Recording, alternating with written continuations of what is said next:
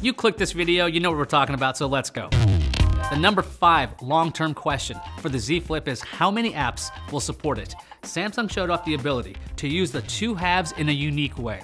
When taking a selfie, you can fold the flip. Your image will pop to the top screen. The controls go to the bottom. Additionally, Samsung said you could watch a YouTube video on the top while looking at comments below. Now that's something, but how many apps will be able to take advantage of this folder? Google is supporting foldable devices in Android 10, so in theory, apps will be built to handle such things.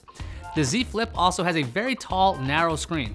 We'll have to see how apps adjust to that size. In Android 10, Google told developers they should test apps for a number of different devices, including 21:9 ratios, kind of like the Flip. It is not a requirement though. Apps may not look perfect right away unless developers took note of Google's message. Get it? Took note? Because it's Samsung. Haha. Number 4, that gap. You guys remember the Galaxy Fold? It was released in the ancient days of 2019. If you don't remember it, it's this massive phone that you should be seeing right now because that's how videos work. Opened, it was a big old tablet. When closed, it looked like two smartphones stacked on top of each other with a gap in the middle. The downside of the gap, stuff could get into the device one way or another. Let's look at the Z Flip. When it's closed, there's an itty bitty gap between the halves. Okay, why does that matter? Because matter could get in there. That's the matter. Could your screen get damaged because a business card wedged its way in there? Probably not. But what about a key? That could be a problem. As an aside, never keep your phone and keys in the same pocket if you can avoid it.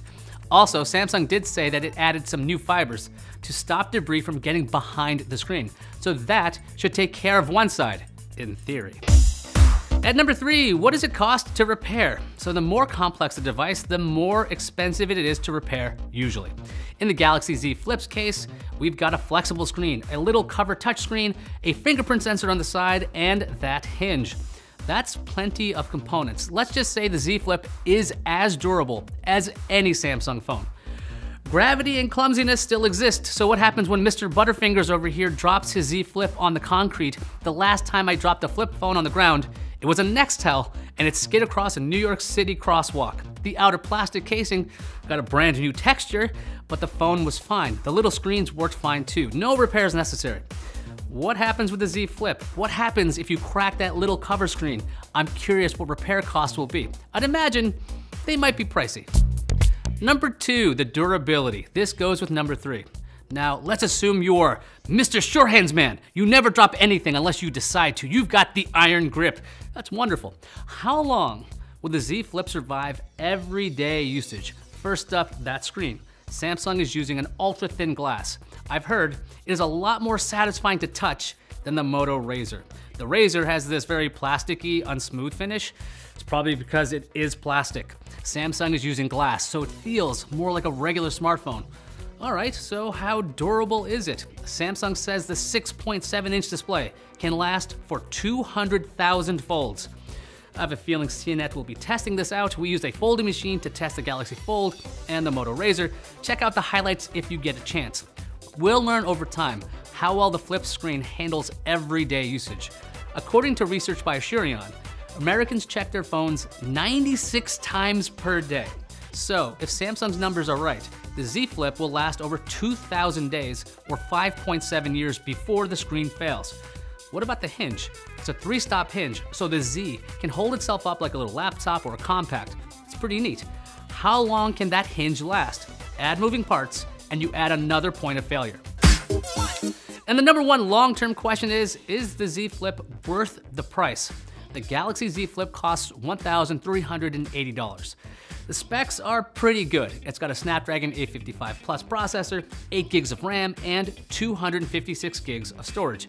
You can't add in more storage with a micro SD card, unfortunately. It also does not have 5G. Now, if you compare this to the other folding phones, it's actually pretty good. The Moto Razr has a Snapdragon 710, 6 gigs of RAM, and 128 gigs of storage. No option to expand either, but it costs $1,500. Also, the Z Flip has a Samsung camera, while the Moto has a Moto camera. The Galaxy Fold is nearly $2,000 and is a beast of a phone with a 7.3-inch screen and 6 cameras. the Z Flip sounds pretty reasonable at $1,380 when compared to flexible phones/tablets. However, if you want a Samsung phone, you can have a lot to choose from at under $1,380. You can get the Galaxy S20 or S20 Plus.